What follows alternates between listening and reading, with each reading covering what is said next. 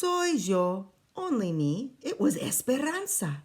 Oh, Esperanza, I have missed you so much, Adelita cried. Don't cry, mi pequeñita, my little one, Esperanza said. I am here. I had un sueño, a dream that Doña Micaela would not let you go to the fiesta. So I have come to help. I've borrowed a cart to take you there.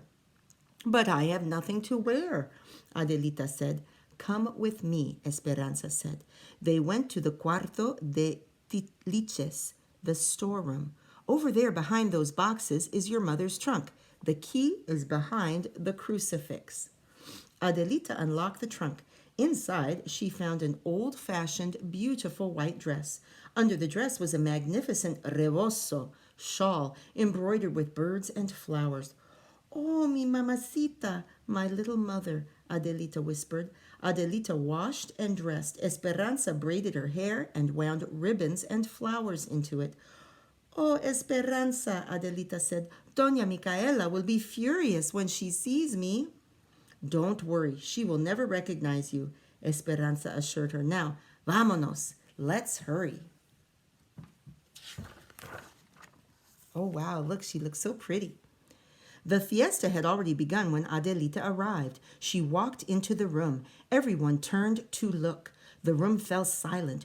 Who was this stunning young woman? Señor Gordillo went up to Adelita. Who do we have here? He asked. I'm in disguise, Adelita said with a twinkle and a sweet smile. Just call me Cenicienta, Cinderella. Javier, everyone, Señor Gordillo said, come meet our very own Cenicienta. Javier took one look and fell in love. He danced every dance with Adelita. He brought her refreshments. He never left her side. Adelita's heart was full as well, and all the meanness she had suffered over the years began to melt. But at midnight, when Javier gave her a sweet kiss and declared his love, Adelita was frightened. How could she explain who she was? His family would never allow him to love a kitchen maid. So Adelita ran away and found Esperanza. They hurried home. I will never forget this night as long as I live, Esperanza, Adelita said. Gracias, thank you.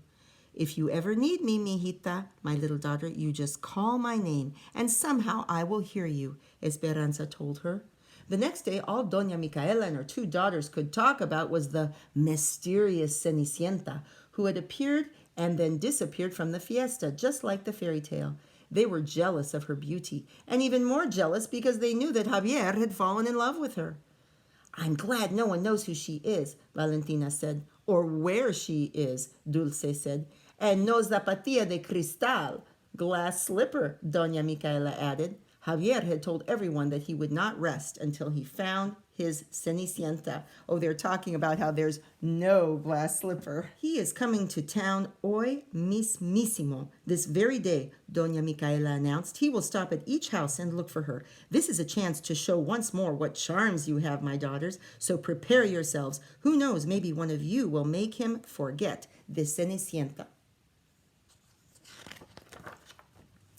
Adelita, they screamed. Come help us quickly. I'll be right there, Adelita answered. But before she went to Valentina and Dulce, she ran to her attic room and hung her mother's rebozo out the window. She helped the two sisters dress. Then she went back to her room and shyly peeked out the window.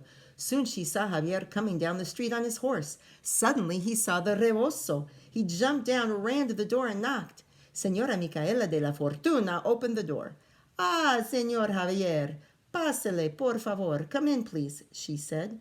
Señora, where is she? I know my love is here. Do you mean one of my daughters? Doña Micaela said. Valentina, Dulce, come here. Señor Javier would like to see you. The sisters appeared in the doorway, giggling foolishly. Buen dia, good day, Señor Javier, they chimed in unison. Do you remember us? Are you looking for us? Yes, ladies, I remember you, Javier answered, but it's another that I'm looking for. There's no one else here, Doña Micaela said. Yes, there is, a voice said. Are you looking for me, señor? There was Adelita standing at the top of the stairs in her mother's dress and rebozo. My Cenicienta, Javier said. Who? What? What's going on? Doña Micaela asked while Valentina and Dulce looked at Adelita in astonishment. It's only Adelita, Doña Micaela, Adelita said as she came down the stairs.